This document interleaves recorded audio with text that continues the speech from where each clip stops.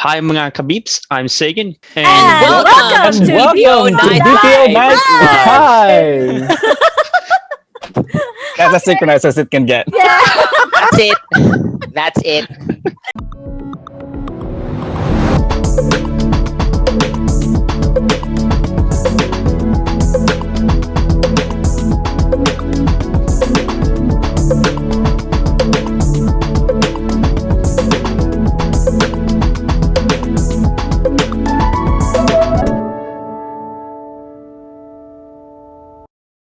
Hello mga kaBEEPS and welcome to Season 2 of BPO Night Live. Hi.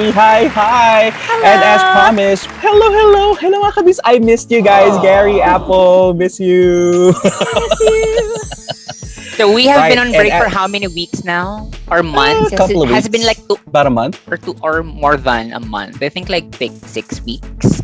I think. Yeah, Yeah. it's more than a month. Anyway, But it was so really for the second- refreshing. Yes, we needed a break. It's summer, so diba? Time to take a break. Para kayo din mga kabis, you need to take a break too. So, as promised for season 2, we would give you fresh faces in the panel as we dive deeper into the world of BPO life and anything in between. So, Gary, who do we have on the panel today? Yes, so hello mga kaBEEPS. Thank you so much for supporting Season 1 of BPO Night Live. Now we're moving on to Season 2, and just like what Francis said, as promised, Season 2 is all about introducing new faces and fresher faces. Literally fresh, like 16 years fresh. So, Fresh perspectives. yes. Like a decade fresh. Ganon. More than a decade fresh, because remember mga kaBEEPS are like what we know is from 16 years oh my god 16 years of BPO experience, but of course we have to also adapt to what's happening currently with a newer batch of BPO employees. And so I have here with me a good friend of mine, and I met this friend when I was in Japan in 2018. This is a funny story because I thought that he was Chinese. What? Because I remember walking into the capsule hotel with my luggage, and it was in the dead of the night. I think that around 10 or 11, and then all I saw was his legs, and it was pasty white, and I thought, oh my god, it's okay if this is a Chinese. I really do not care about the nationality as long as it's not one of those really talkative and really noisy Chinese, because I've got Chinese friends and some of them are really talkative, so I'm thinking that maybe, oh my god, he's gonna be Chinese, so hopefully he's gonna be like one of those like mellow ones. But lo and behold, the following day I just figured out, okay, so he's not Chinese, and so he is a mestizo, so he's half Filipino and half American. And I'd like you guys to meet Sagan Rauscher. Hi, Sagan. Hi, So Sagan. go ahead, introduce yourself to them, because I know that I don't want to take the spotlight away from you. This is your opportunity to shine. Shine talaga. To shine. Shine bright like a diamond. Diamond. Yes. Okay. So go ahead. The spotlight is now yours. Oh, all right. So, hello everyone. My name is Sagan Rauscher. I'm currently living in Corvallis, Oregon, in the United States of America. That's about on the West Coast. I'm currently a college student at Oregon State University. I'm in my senior year, and my major is English. I am planning on becoming an English as a second language instructor and teaching overseas, hopefully starting in Japan this fall. Wow. Nice. Amazing. Julios. So as you can see, mga kaBEEPS, we're not only bringing someone who is American, but then again, someone who really knows, English. Not because he's an American. Oh my God, that sounds really dumb. So Apple and Francis, you have to help me out here. But he's an English major. So question, why English major? Why ESL? I'm just curious because do you really have that passion in teaching English? Like, what's with it? Is it because you really want to travel the world? And I think bringing that English perspective would help you with the traveling. Is that where it all stemmed from? That's a big part of it. But for me personally, I really like learning new languages. So yeah, I guess that's part of why I want to teach English. But then also, I believe that I also really like learning about new cultures and experiencing them. And I feel that language can convey like certain aspects about cultures. So I felt that by teaching English, I'm also implicitly teaching people about my own culture. If that makes any sense. It does. It does. It does make sense. Really? It does, yes. Right, Apple. I mean, you teach someone your language because there are some statements, there are some phrases that will only make sense in that context, right? In that culture. Like for us in Filipino, we have like pakikisama, right? But that does not necessarily translate to something in English or in other cultures. But we have that word here. We have that vocabulary here. And when we say that, we automatically know what that means. But then again, it will sound very, very foreign to foreigners. It will sound because it doesn't exist in their culture. Mm-hmm. So I think I understand where you're coming from, and thank you. Thank you for that. And what our kaBEEPS would be interested in knowing is that Sagan is still in university. He's in his senior year, so quite young. And you already have experience in becoming an ESL teacher, right? Mm-hmm. Yeah. So when exactly did you start, and how did you get started in teaching English as a second language? Oh, so currently, I've done a lot of conversational English practice with foreign exchange students, primarily from Japan. And yeah, so I guess mainly I've taught English by like just having conversations with them, going back and forth. They'll ask me questions about English, like they really like to know about slang, and we just go from there. And for how long have you been doing this? Wow.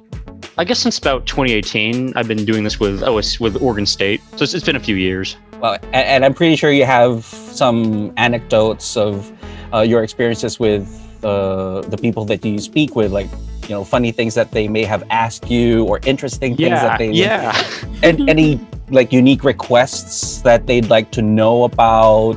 Because usually, mga kaBEEPS, I'm pretty sure you would agree with me, usually when people want to learn our language, they want to learn about curse words. I hate to go in that direction. Yeah. But you, That's same here. right? So usually, have you been getting those questions too? Yeah, it's usually one of the first few things that they ask. Totally. Yeah, it's like I know it. It's not a culture thing. It's like everywhere. Yeah, it's a global thing. especially like Japanese doesn't actually have any curse words, so they're just really interesting to them. Ooh, okay. Gary, I think I lost your audio. And Gary's on mute again. Sorry, We're gonna edit that out. happens all the time. Okay, Francis, please edit that out. Oh, sorry, I didn't know that.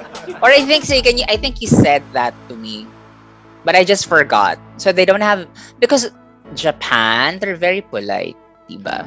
They're like super polite, super. Maybe that's why it's not part of their vocabulary to have any of those swear words. I think.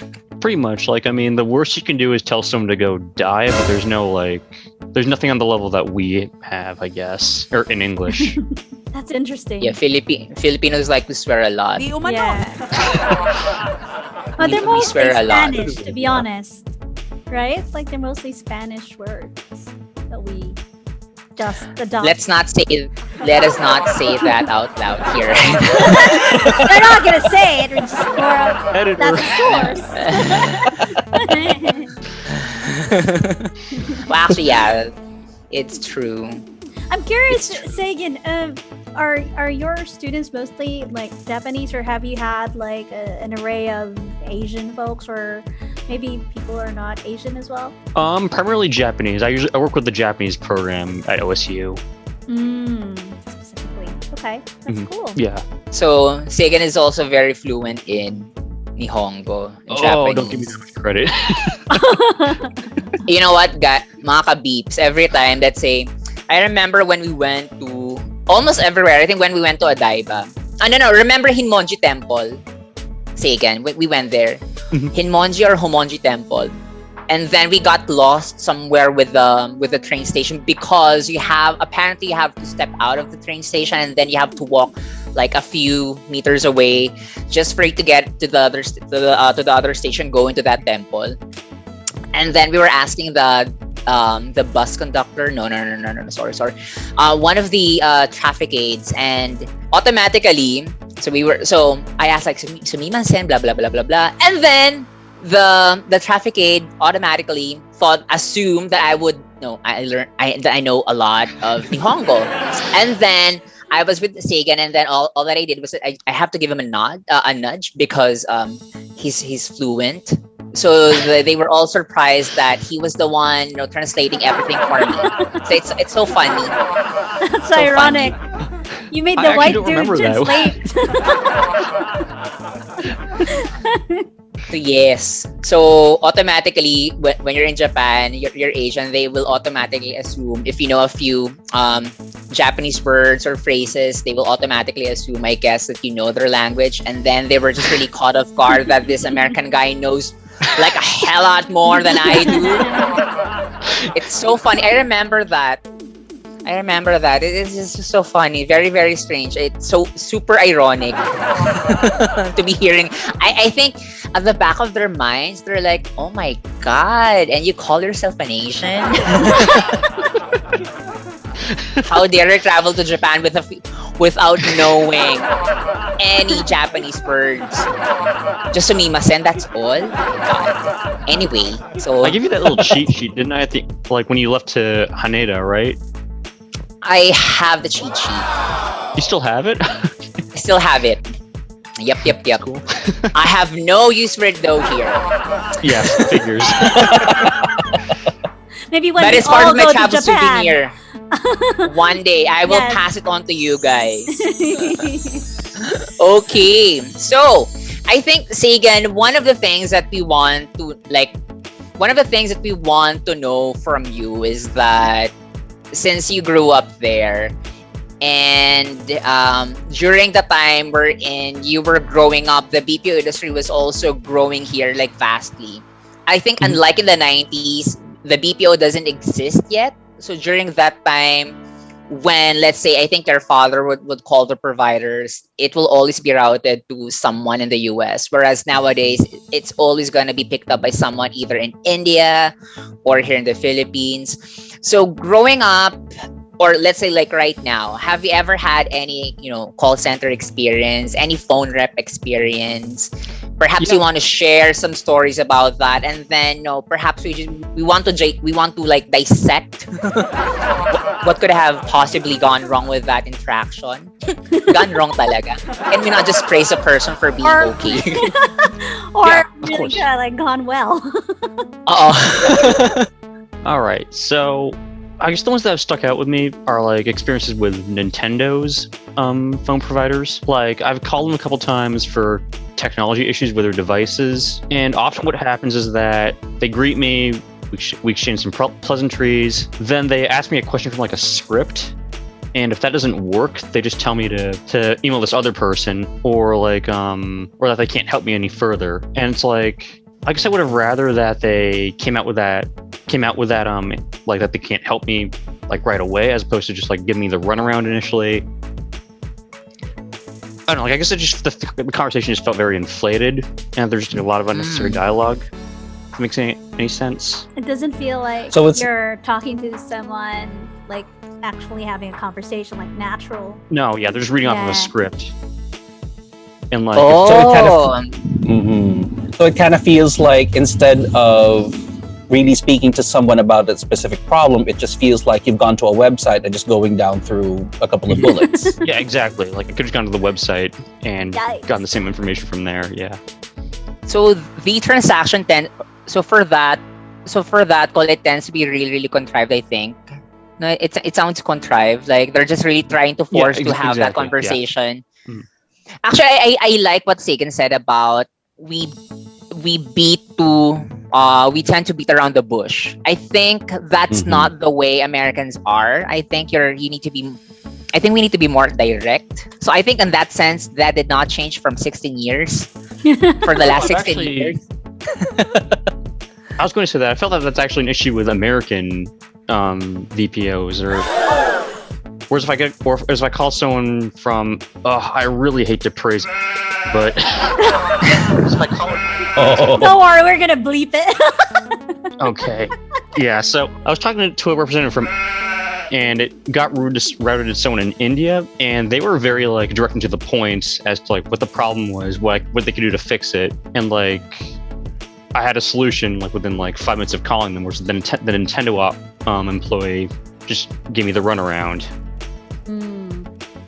Correct me if I'm wrong. I think there's a tendency for Nintendo's customer service or tech support to be routed to another, let's say, a center within America. Am I right? Yeah. Whereas for other services, they tend to be routed to either Asia or somewhere in Europe. Yep. So, not to pinpoint anything, and again, this is just based on personal experience, but have you had better experiences with Asian representatives compared with American representatives? Yeah, that's what I was getting at exactly. Ooh. Okay. Wow. That's interesting. That's an eye opener. And a pat on the back to all of the trainers and quality people. Thank you. That we feel so good to hear that. it just says a lot that we're doing a lot here because there's a lot of good things going on when we kind of help with the business, just to make sure that when you guys call on the phone, it sounds like that, how it should be. And yeah, that's exactly. really great. So there's a huge check for that. So give yourselves a good pat on the back, mga kaBEEPS. Well done. Yes. As long as your CSAT is okay, if your CSAT is bad, CSAT ay papaluin kita. Customer satisfaction. Yes, customer satisfaction rating. But on a personal level, Sagan, because you've had interactions with. I still have a fat in my hand. Edit that out, friends. But knowing that you've had interactions with a lot of foreign people, with Japanese people, a lot of different Asian people, are you by any chance bothered by someone's accent or any mistakes in grammar, or if they're unclear with the use of the language when they talk to you, especially if you need something from them? No, not at all. So like I understand that. So correct me if I'm wrong, but in Tagalog you don't really have he or she pronouns, right? Or you don't use them very often. Yep. Very gender neutral language. Yeah, I know that my mom still gets like he and she mixed up, and I completely understand that. Like that's just not part of the culture, so it's just I don't really pay any mind to it. I don't find it offensive or off at all, really. And that's the same thing with other languages. Like if like little mistakes like that just don't really bother me, and I understand that that's just part of the culture. Thank Okay, you there for are being some so understanding, no? Yes. Yeah. But I guess it also has something to do with Sagan's multicultural background. I mean, like what you mentioned, your mom is a Filipina, and also your dad comes from an American-German heritage, correct? Yes. So I think it comes with the background that yes, you'll be immersed in European culture, American culture, and also in Asian culture. But say with your contemporaries, with your friends, or people that do you observe any sort of I'm looking for the politically correct word here, but yes, any sort of prejudice against people whom they speak with over the phone who happen to not be in America?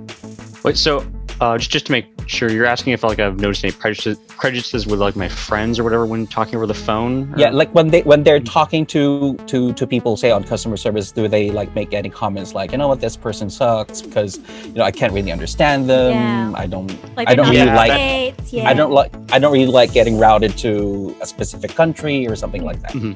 Yeah, that I've definitely heard that a bit from my friends. Don't know if you want me to make any be particular about it or not. But yeah, that is an issue with yeah. I mean, it's fine, but it's something that we have to work, right? It's something that we have to work on, guys. We really can't please people that we cater to, but at the very least, what we can do is just to be very, I think, Be straightforward with our service, perhaps, and that's why Sagan is here. So at least he could give us a few points, perhaps a few pointers on how we could go about bridge that gap. Next time on BPO Night Live. So normally, what is it that your friends are looking for when they phone, let's say, a specific provider? What is it that what kind of service do they expect? What are the things that we need to work on, I guess? They tend to sound like you're talking to an anime character. Follow us for more BPO talks and tips on Facebook, Instagram, and Twitter at BPO Night Live. You can watch us on our official Facebook page or on our YouTube channel. BPO Night Live is also heard as a podcast on Spotify, Anchor, Apple Podcasts, and other podcast listening apps.